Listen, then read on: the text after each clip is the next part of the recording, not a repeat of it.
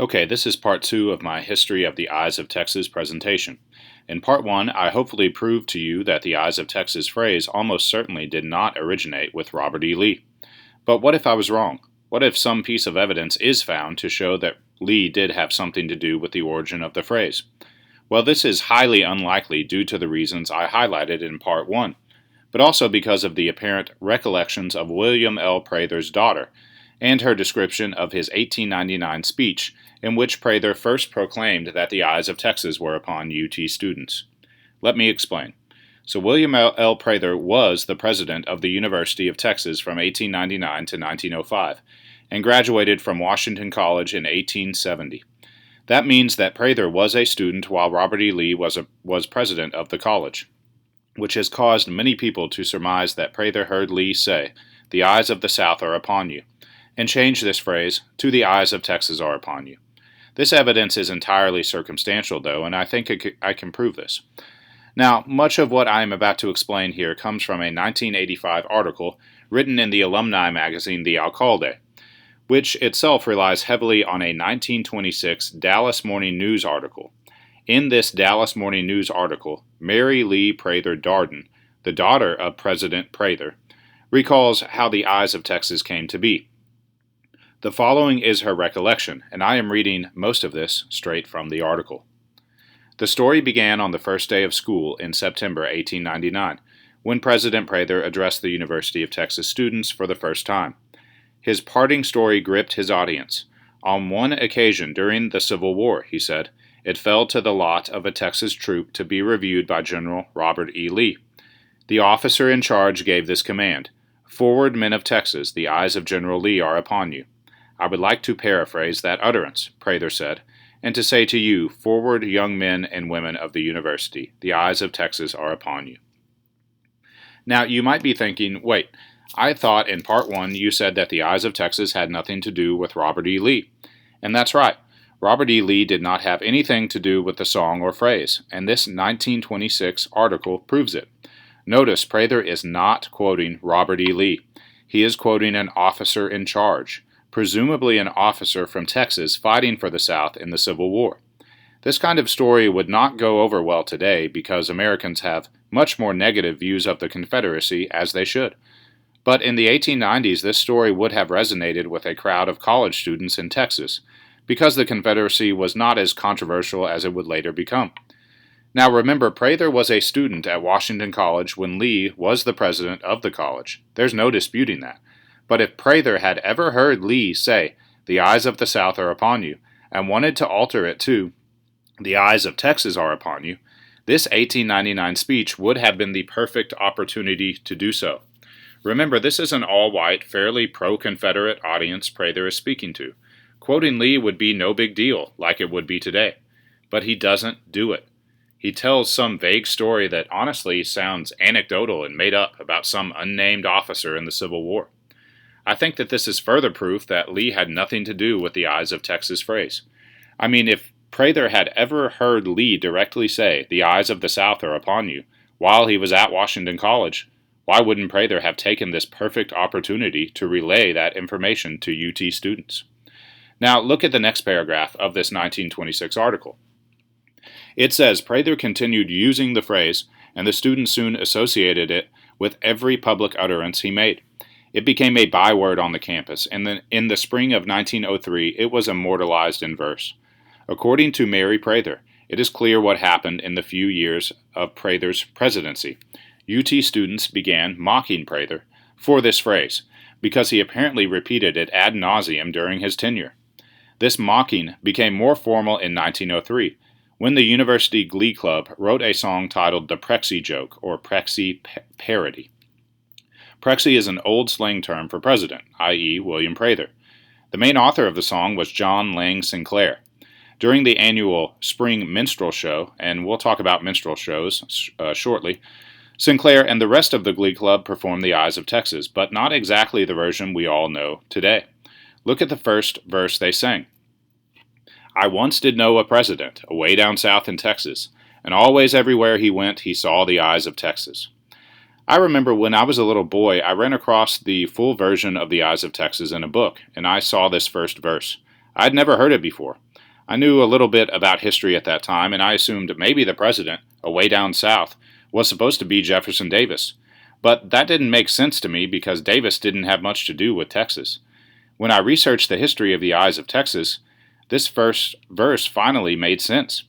It is completely clear that the song The Eyes of Texas was meant to poke fun at and mock the president of the university in 1903, William L. Prather, due to his constant repetition of the phrase. I recently read that Prather even yelled this phrase at students when they heckled Carrie Nation when she visited campus in 1902. If you don't know who Carrie Nation is, look her up. Again, let me restate this because I think it is one of the most important points that I can make. The original intent of the song, The Eyes of Texas, was to make fun of the then president of the university, William Prather. That is an indisputable fact. The students who wrote the song did not write the song with any racial or racist intent. It was not a song written to perpetuate white supremacy or Southern ideals. Every single line of the song makes sense when you know its original intent. The eyes of Texas being upon you, all the livelong day you cannot get away, till Gabriel blows his horn. These lyrics reflect the students' mockery of Prather, who tried to drill into his students' heads that the eyes of the university and the state were always upon them, and that they could never escape them. Now, what happened after the 1903 performance was actually pretty amazing and unpredictable. First, Prather apparently liked the song, despite sort of knowing it was making fun of him. The student body also apparently loved the song as well. After the spring performance in 1903, the song began to appear at athletic events, commencements, etc., and was sung with reverence, not mockery. This can be proven by the fact that it was sung at Prather's funeral in 1905. Yes, Prexy Prather died unexpectedly that year, and like I said, students sang the song at his funeral. Though it began as a joke, the alumni also seemed to perpetuate the song as something more. Mary Prather stated in 1926 that alumni began singing it at their meetings in the early 1900s. It is extremely doubtful that students and alumni would adopt a song that they considered just another minstrel song as the official alma mater. This is because students and alumni obviously viewed the song as anything but just a minstrel song or a joke song. John Lang Sinclair actually might have been somewhat embarrassed later on that The Eyes of Texas had at first been a joke. 20 to 30 years later, Sinclair told the Daily Texan that he was distressed at the suggestion that the song was intended as a joke, and said it was written as an earnest effort to aid Colonel Prather in circulating his message. I think Sinclair is lying here and covering his tracks. I think he probably thought at that time the Prexy joke story diminished what had become a very prideful, almost sacred alma mater for UT. Sinclair actually could not even remember the lyrics to the song when he visited campus in 1917, and was shocked to see the reverence that students gave the song at that time. Again, this shows that there was never any racist intent behind the song. Students were singing the song with reverence as early as 1903 and continued to do so for the next 100 plus years. Alright, let's get to the part of the story about the minstrel show. I'll be completely honest here. The fact that The Eyes of Texas was sung at a minstrel show is the most damaging piece of evidence against the song, although it's also the only damaging part to the story of The Eyes of Texas. So at this time in the university's history, student groups would put on musical performances to raise money for the university and/or the university's athletic teams. This was also a chance for students to have fun and blow off steam. In 1903, such a performance took place at the Hancock Opera House in downtown Austin. There can be no dispute that this performance was a minstrel show, because primary and secondary source evidence exists proving this fact. Now, if you don't know what a minstrel show is, it is basically a racist performance in which white actors wear blackface and use their actions and words to demean African Americans by displaying stereotypes of black Americans. To be honest, I think if we could take a time machine back 100 years ago and witness a minstrel show, we would just find them kind of odd and weird. One of the most famous blackface performances is Al Jolson's 1927 talkie, The Jazz Singer. I've shown clips of this to students before, and they usually find the whole thing quite strange. But minstrel shows were not just weird, they were inherently racist. The racism and racist depictions of black people were not subtle at all. Again, it is clear that the 1903 performance was a minstrel show because all evidence supports this claim. If this alone is enough to convince you that the Eyes of Texas itself is racist, then I don't think I can convince you otherwise. But I will say this. If any song was ever performed in blackface, does that exclude that song from the public forever? If so, many songs might have to be excluded, and I think that this is an unrealistic standard. Plus, as I've already stated, the intent of the song was not racial, and students did not ever treat it as such. I am going to throw a fly in the ointment here, with the issue of blackface, though. Now remember, the Glee Club students had planned this special Prexy joke parody performance in 1903. It is not a stretch to think that they were somewhat nervous to do this because Prather was actually in the audience to witness this. In fact, according to a 1992 Alcalde article, the editor of the Daily Texan in 1903 warned Sinclair that Prather might not like his verses. Is it possible that the small group of students who performed The Eyes of Texas during the minstrel show removed blackface when they performed it then? This is only conjecture, but it is possible. Dr. Edmund Gordon does admit on his racial geography tour that, quote, in minstrel shows of the era, performers wore blackface, although this detail is not specifically recorded in accounts of the Hancock show. Now, I think I've done a good job sticking to provable facts and staying away from conjecture, so I do want to admit that odds are The Eyes of Texas was most likely first performed in blackface. I mean, if a time machine existed and we went back to the Hancock Opera House in the spring of 1903, my money would be on those Glee Club performers wearing blackface when they first sang The Eyes of Texas. But I want to point out that no photographic evidence exists of this performance that I know of. I think there is a misconception about this. Dr. Gordon posts a few examples of student groups wearing blackface, but these are not photographs of the 1903 performance. They're not even close. Most of these are of the Texas Cowboys, a spirit group that did not even form until the 1920s. And as Dr. Gordon points out, the last blackface performances on campus ended in the 1960s, mostly due to student opposition to them. Also, even though The Eyes of Texas was most likely performed in blackface, it's pretty clear it was not considered a blackface minstrel song by students. Why would university students, all of them white in the early 1900s, choose to revere and adopt The Eyes of Texas as the alma mater if it was considered just a silly minstrel song? Obviously, the song quickly transcended its original intent, as I've already explained. There is one more point I have to address, and that is the tune of The Eyes of Texas, which is I've Been Working on the Railroad. Why Sinclair chose this tune is somewhat of a mystery. Those who believe the song has a racist origin claim that Sinclair chose this tune because I've Been Working on the Railroad was a traditional minstrel tune. The song was a minstrel tune, and versions of it do contain some racist lyrics. But claiming Sinclair chose the tune for racist reasons is circumstantial and lacks evidence. According to a 2003 Alcalde article, Sinclair, who grew up on a farm in central Texas, simply often heard black workers singing I've Been Working on the Railroad, liked it, and picked it as the tune. It is possible that Sinclair chose the song because it was a traditional minstrel song, and thought it would pair well with a new song that was debuting at a minstrel show, but I cannot find evidence conclusively proving this claim. Alright, let's get to some conclusions here. Here is the way the false history of The Eyes of Texas has been recently presented. Number 1. Confederate General Robert E. Lee invented the phrase, "The eyes of the South are upon you," and would frequently say this to his students at Washington College from 1865 to 1870. Number 2.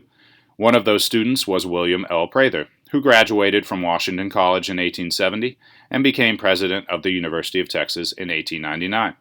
Number 3, Prather altered "The eyes of the South are upon you" to "The eyes of Texas are upon you" in order to remind university students, all of whom were white at that time, to continue to uphold white supremacist ideals. Number 4, in 1903, the University Glee Club debuted the Eyes of Texas using blackface in order to remind their audience of the white supremacist origin of the phrase, "The eyes of Texas are upon you." Number 5. To perpetuate the white supremacist ideals of the university, the student body adopted the Eyes of Texas as its official alma mater. Number 6. Blackface performances of the song continued for decades. Number 7. Somewhere along the way, UT students and alumni forgot about the racist origins of the song and changed its meaning to one that was more positive. Number 8. Thanks to the racial awakening of 2020, UT students, athletes, fans, and alumni have rediscovered the dark, racist history of the Eyes of Texas. Now again, all of these points are false. Here is the real history. Number 1. Robert E. Lee had nothing to do with the phrase or song The Eyes of Texas. The phrase the eyes of blank has been used throughout history, and it's most likely a myth that Lee ever used the phrase the eyes of the South are upon you. Number 2. In his 1899 speech, Prather does not quote Robert E. Lee. Number 3. Most likely, Prather was fond of the phrase because he wanted to remind students to be good representatives of the university. Number 4. In 1903, the University Glee Club debuted The Eyes of Texas as a way to mock Prather. They were probably in blackface at this first performance, but no one can be 100% sure. Number 5. Unexpectedly, the song was a big hit among the student body and even Prather. Number 6. Though minstrel shows continued into the 1960s, The Eyes of Texas did not become a regular minstrel show song, but rather a song of reverence and pride for the university. Number 7. The song was enthusiastically embraced by students, alumni, and Longhorn fans almost immediately, and has been beloved by generations of Longhorns. Number 8. Only recently has the meaning of the song been altered, using circumstantial or made-up facts and evidence. This concludes my presentation on The Eyes of Texas, but you might be wondering who I am and why I did this. Well, I'm not going to release my name at this time, but I am a historian, a graduate of the University of Texas, and a Texas X Life member. Obviously, I believe most claims leveled against The Eyes of Texas are false, and the song should not only be kept as the alma mater, but celebrated just as it has been for 117 years. Like most Texas Longhorns, I have fond memories of this song. I remember my grandfather teaching me the song for the first time. I painstakingly wrote down the lyrics of the song as he told them to me, then stuck them onto his heavy bronze Longhorn statue he kept on his coffee table. Later, my grandfather would be lowered into the ground, wearing his favorite burnt orange Texas shirt as his family sang The Eyes of Texas. I sang The Eyes of Texas with my wife at our wedding. I sang it at my commencement at UT. Both of my very young children know The Eyes of Texas by heart. Most Longhorns have stories and memories similar to mine. When the controversy over the song broke, I fully expected to find some dark, hidden past surrounding the song. What I found, the actual truth, the real history, had little, really any, racial or racist past. So even though I do have a strong emotional attachment to the song, I am also basing my conclusions on actual evidence. Many of the demands released by student athletes in June 2020 arguing for changes to the university are rooted in historical fact.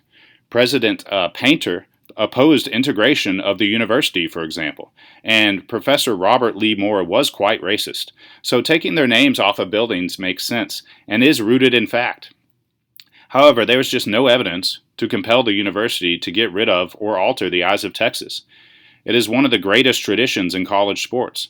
Singing The Eyes of Texas with your horns raised along with 100,000 fellow Longhorns. I mean, there's really nothing like it. It's awesome. And the evidence to claim that it is racist is just so flimsy. I mean, take the Hook'em Horns hand sign. This was invented by cheerleader Harley Clark in 1955. What if it could be proven that Clark was racist? Should Texas get rid of the Hook'em Horn sign? Shoot, the sign is sometimes used as the devil horns. Does that fact mean Texas should get rid of the hand sign?